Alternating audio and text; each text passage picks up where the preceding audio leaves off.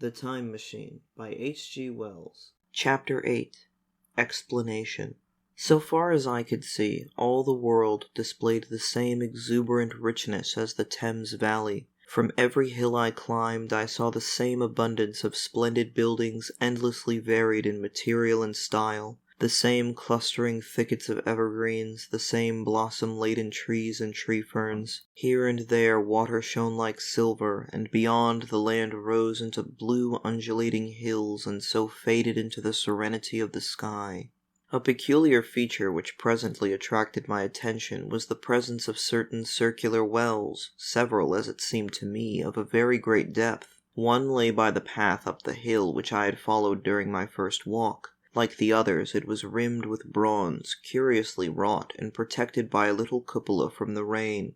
Sitting by the side of these wells and peering down into the shafted darkness, I could see no gleam of water, nor could I start any reflection with a lighted match. But in all of them I heard a certain sound, a thud, thud, thud, like the beating of some big engine, and I discovered from the flaring of my matches that a steady current of air set down the shafts. Further, I threw a scrap of paper into the throat of one, and instead of fluttering slowly down, it was at once sucked swiftly out of sight. After a time, too, I came to connect these wells with tall towers standing here and there upon the slopes, for above them there was often just such a flicker in the air as one sees on a hot day above a sun-scorched beach. Putting things together, I reached a strong suggestion of an extensive system of subterranean ventilation, whose true import it was difficult to imagine. I was at first inclined to associate it with the sanitary apparatus of these people. It was an obvious conclusion, but it was absolutely wrong.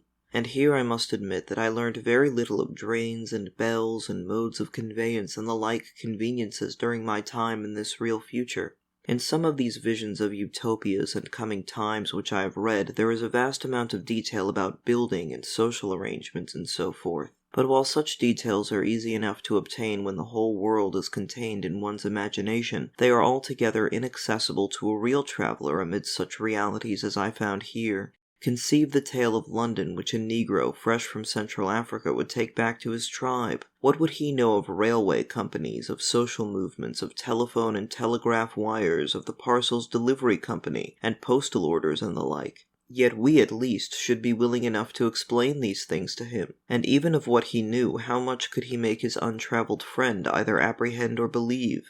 Then think how narrow the gap between a Negro and a white man of our own times, and how wide the interval between myself and these of the Golden Age. I was sensible of much which was unseen, and which contributed to my comfort, but save for a general impression of automatic organization, I fear I can convey very little of the difference to your mind.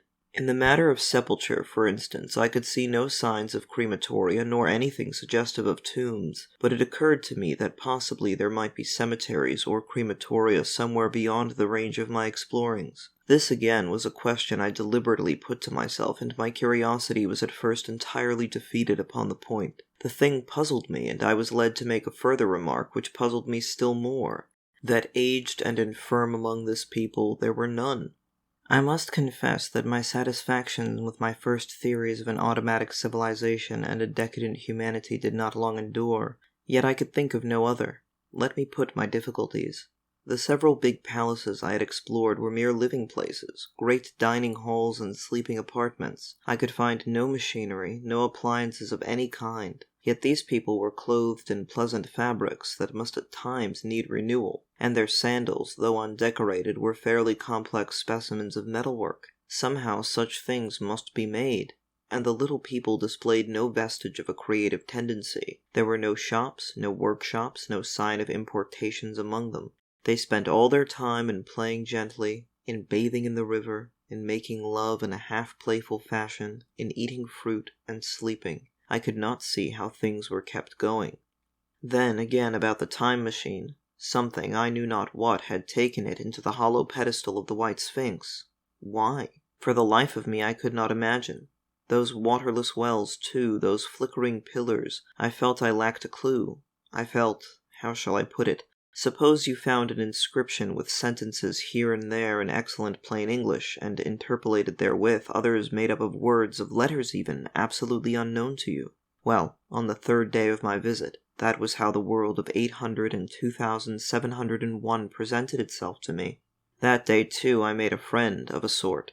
It happened that, as I was watching some of the little people bathing in a shallow, one of them was seized with cramp and began drifting downstream. The main current ran rather swiftly, but not too strongly for even a moderate swimmer. It will give you an idea, therefore, of the strange deficiency in these creatures when I tell you that none made even the slightest attempt to rescue the weakly crying little thing which was drowning before their eyes. When I realized this, I hurriedly slipped off my clothes, and wading in at a point lower down, I caught the poor mite and drew her safe to land. A little rubbing of the limbs soon brought her round, and I had the satisfaction of seeing she was all right before I left her. I had got to such a low estimate of her kind that I did not expect any gratitude from her. In that, however, I was wrong.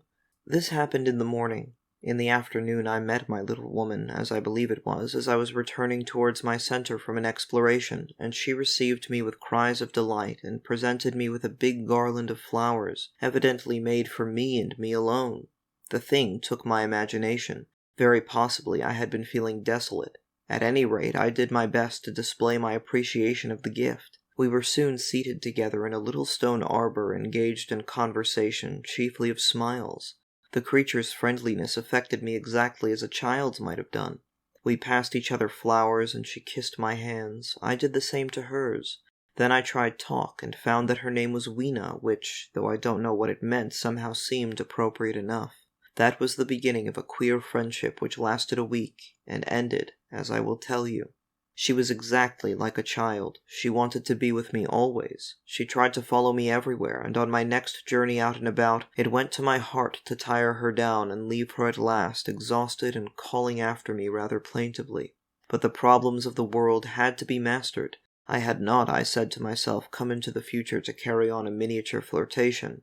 Yet her distress when I left her was very great. Her expostulations at the parting were sometimes frantic, and I think, altogether, I had as much trouble as comfort from her devotion. Nevertheless, she was somehow a very great comfort. I thought it was mere childish affection that made her cling to me.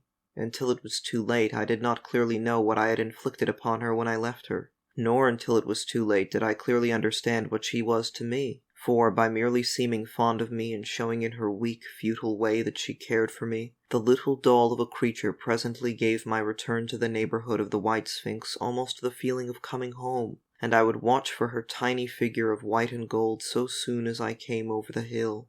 It was from her, too, that I learnt that fear had not yet left the world. She was fearless enough in the daylight, and she had the oddest confidence in me. For once, in a foolish moment, I made threatening grimaces at her, and she simply laughed at them. But she dreaded the dark, dreaded shadows, dreaded black things. Darkness to her was the one thing dreadful. It was a singularly passionate emotion, and it set me thinking and observing. I observed then, among other things, that these people gathered into the great houses after dark and slept in droves. To enter upon them without a light was to put them into a tumult of apprehension. I never found one out of doors, or one sleeping alone within doors after dark. Yet I was still such a blockhead that I missed the lesson of that fear, and in spite of Weena's distress, I insisted upon sleeping away from these slumbering multitudes. It troubled her greatly, but in the end her odd affection for me triumphed, and for 5 of the nights of our acquaintance, including the last night of all, she slept with her head pillowed on my arm. But my story slips away from me as I speak of her. It must have been the night before her rescue that I was awakened about dawn. I had been restless, dreaming most disagreeably that I was drowned and that sea anemones were feeling over my face with their soft palps. I woke with a start and with an odd fancy that some grayish animal had just rushed out of the chamber. I tried to get to sleep again, but I felt restless and uncomfortable. It was that dim gray hour when things are just creeping out of darkness, when everything is colorless and clear-cut and yet unreal. I got up and went down into the great hall, and so out upon the flagstones in front of the palace. I thought I would make a virtue of necessity and see the sun rise. The moon was setting, and the dying moonlight and the first pallor of dawn were mingled in a ghastly half-light. The bushes were inky black, the ground a somber gray, the sky colorless and cheerless, and up the hill I thought I could see ghosts. 3 several times as I scanned the slope I saw white figures. Twice I fancied I saw a solitary white, ape-like creature running rather quickly up the hill. and once near the ruins I saw a leash of them carrying some dark body. They moved hastily. I did not see what became of them. It seemed that they vanished among the bushes. The dawn was still indistinct, you must understand. I was feeling that chill, uncertain, early morning feeling you may have known. I doubted my eyes.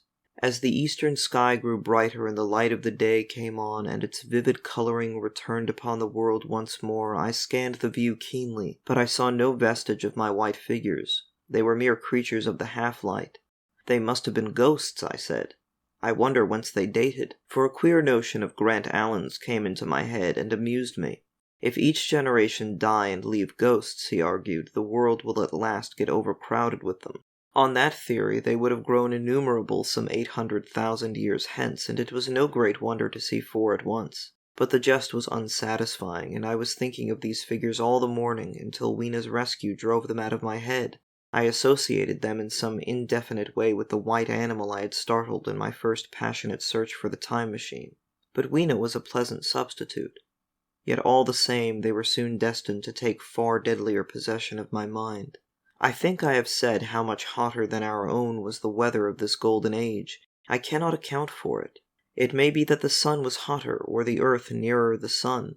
It is usual to assume that the sun will go on cooling steadily in the future, but people unfamiliar with such speculations as those of the younger Darwin forget that planets must ultimately fall back one by one into the parent body. As these catastrophes occur, the sun will blaze with renewed energy, and it may be that some inner planet had suffered this fate. Whatever the reason, the fact remains that the sun was very much hotter than we know it. Well, one very hot morning, my 4th, I think, as I was seeking shelter from the heat and glare in a colossal ruin near the great house where I slept and fed, there happened this strange thing. Clambering among these heaps of masonry, I found a narrow gallery whose end and side windows were blocked by fallen masses of stone. By contrast with the brilliancy outside, it seemed at first impenetrably dark to me. I entered it groping, for the change from light to blackness made spots of color swim before me. Suddenly I halted spellbound. A pair of eyes, luminous by reflection against the daylight without, was watching me out of the darkness. The old instinctive dread of wild beasts came upon me. I clenched my hands and steadfastly looked into the glaring eyeballs. I was afraid to turn. Then the thought of the absolute security in which humanity appeared to be living came to my mind. And then I remembered that strange terror of the dark. Overcoming my fear to some extent, I advanced a step and spoke. I will admit that my voice was harsh and ill-controlled. I put out my hand and touched something soft. At once the eyes darted sideways and something white ran past me. I turned with my heart in my mouth and saw a queer little ape-like figure, its head held down in a peculiar manner, running across the sunlit space behind me. It blundered against a block of granite, staggered aside, and in a moment was hidden in a black shadow beneath another pile of ruined masonry. My impression of it is, of course, imperfect, but I know it was a dull white, and had strange, large, grayish-red eyes. Also that there was flaxen hair on its head and down its back, but as I say, it went too fast for me to see distinctly. I cannot even say whether it ran on all fours or only with its forearms held very low. After an instant's pause I followed it into the second heap of ruins. I could not find it at first, but after a time in the profound obscurity I came upon one of those round well-like openings of which I have told you, half closed by a fallen pillar. A sudden thought came to me. Could this thing have vanished down the shaft? I lit a match, and looking down I saw a small, white, moving creature with large, bright eyes which regarded me steadfastly as it retreated. It made me shudder. It was so like a human spider.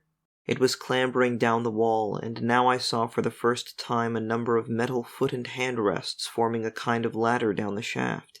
Then the light burned my fingers and fell out of my hand, going out as it dropped, and when I had lit another, the little monster had disappeared. I do not know how long I sat peering down that well. It was not for some time that I could succeed in persuading myself that the thing I had seen was human, but gradually the truth dawned on me, that man had not remained one species but had differentiated into 2 distinct animals, that my graceful children of the upper world were not the sole descendants of our generation, but that this bleached, obscene, nocturnal thing which had flashed before me was also heir to all the ages. I thought of the flickering pillars and of my theory of an underground ventilation. I began to suspect their true import. And what, I wondered, was this lemur doing in my scheme of a perfectly balanced organization? How was it related to the indolent serenity of the beautiful overworlders? And what was hidden down there at the foot of that shaft? I sat upon the edge of the well, telling myself that at any rate there was nothing to fear, and that there I must ascend for the solution of my difficulties. And withal, I was absolutely afraid to go. As I hesitated, 2 of the beautiful upper-world people came running in their amorous sport across the daylight in the shadow. The male pursued the female, flinging flowers at her as he ran. They seemed distressed to find me, my arm against the overturned pillar, peering down the well. Apparently it was considered bad form to remark these apertures, for when I pointed to this one and tried to frame a question about it in their tongue, they were still more visibly distressed and turned away. But they were interested by my matches, and I struck some to amuse them. I tried them again about the well, and again I failed, so presently I left them, meaning to go back to Weena and see what I could get from her. But my mind was already in revolution, my guesses and impressions were slipping and sliding to a new adjustment. I had now a clue to the import of these wells, to the ventilating towers, to the mystery of the ghosts, to say nothing of a hint at the meaning of the bronze gates and the fate of the time machine. And very vaguely there came a suggestion towards the solution of the economic problem that had puzzled me. Here was a new view. Plainly, this second species of man was subterranean. There were 3 circumstances in particular which made me think that its rare emergence above ground was the outcome of a long-continued underground habit. In the first place, there was the bleached look common in most animals that live largely in the dark, the white fish of the Kentucky caves, for instance. Then those large eyes with that capacity for reflecting light are common features of nocturnal things. Witness the owl and the cat. And last of all, that evident confusion in the sunshine, that hasty yet fumbling awkward flight towards dark shadow, and that peculiar carriage of the head while in the light, all reinforced the theory of an extreme sensitiveness of the retina. Beneath my feet, then, the earth must be tunneled enormously, and these tunnelings were the habitat of the new race. The presence of ventilating shafts and wells along the hill slopes, everywhere in fact except along the river valley, showed how universal were its ramifications. What so natural, then, as to assume that it was in this artificial underworld that such work as was necessary to the comfort of the daylight race was done? The notion was so plausible that I at once accepted it, and went on to assume the how of this splitting of the human species. I dare say you will anticipate the shape of my theory, though for myself I very soon felt that it fell far short of the truth. At first, proceeding from the problems of our own age, it seemed clear as daylight to me that the gradual widening of the present merely temporary and social difference between the capitalist and the laborer was the key to the whole position. No doubt it will seem grotesque enough to you and wildly incredible, and yet even now there are existing circumstances to point that way. There is a tendency to utilize underground space for the less ornamental purposes of civilization. There is the Metropolitan Railway in London, for instance. There are new electric railways, there are subways, there are underground workrooms and restaurants, and they increase and multiply. Evidently, I thought, this tendency had increased till industry had gradually lost its birthright in the sky. I mean that it had gone deeper and deeper into larger and ever larger underground factories, spending a still increasing amount of its time therein, till, in the end, even now, does not an East End worker live in such artificial conditions as practically to be cut off from the natural surface of the earth? Again, the exclusive tendency of richer people, due no doubt to the increasing refinement of their education and the widening gulf between them and the rude violence of the poor, is already leading to the closing, in their interest, of considerable portions of the surface of the land. About London, for instance, perhaps half the prettier country is shut in against intrusion. And this same widening gulf, which is due to the length and expense of the higher educational process and the increased facilities for and temptations towards refined habits on the part of the rich, will make that exchange between class and class, that promotion by intermarriage, which at present retards the splitting of our species along lines of social stratification, less and less frequent. So in the end, above ground you must have the haves, pursuing pleasure and comfort and beauty, and below ground the have-nots, the workers getting continually adapted to the conditions of their labor. Once they were there, they would no doubt have to pay rent, and not a little of it, for the ventilation of their caverns, and if they refused, they would starve or be suffocated for arrears. Such of them as were so constituted to be miserable and rebellious would die, and in the end, the balance being permanent, the survivors would become as well adapted to the conditions of underground life and as happy in their way as the overworld people were to theirs, and it seemed to me the refined beauty and the etiolated pallor followed naturally enough. The great triumph of humanity I had dreamed of took a different shape in my mind. It had been no such triumph of moral education and general cooperation as I had imagined. Instead, I saw a real aristocracy, armed with a perfected science and working to a logical conclusion the industrial system of today. Its triumph had not been simply a triumph over nature, but a triumph over nature and the fellow man. This, I must warn you, was my theory at the time. I had no convenient cicerone in the pattern of the utopian books. My explanation may be absolutely wrong. I still think it is the most plausible one. But even on this supposition, the balanced civilization that was at last attained must have long since passed its zenith, and was now far fallen into decay. The too perfect security of the overworlders had led them to a slow movement of degeneration, to a general dwindling in size, strength, and intelligence. That I could see clearly enough already. What had happened to the undergrounders I did not yet suspect, but from what I had seen of the Morlocks, that, by the by, was the name by which these creatures were called, I could imagine that the modification of the human type was even far more profound than among the Eloi, the beautiful race that I already knew. Then came troublesome doubts. Why had the Morlocks taken my time machine? For I felt sure it was they who had taken it. Why, too, if the Eloi were masters, could they not restore the machine to me? And why were they so terribly afraid of the dark? I proceeded, as I have said, to question Weena about this underworld, but here again I was disappointed. At first she would not understand my questions, and presently she refused to answer them. She shivered as though the topic was unendurable, and when I pressed her, perhaps a little harshly, she burst into tears. They were the only tears, except my own, I ever saw in that golden age. When I saw them I ceased abruptly to trouble about the Morlocks, and was only concerned in banishing these signs of her human inheritance from Weena's eyes, and very soon she was smiling and clapping her hands, while I solemnly burnt the match.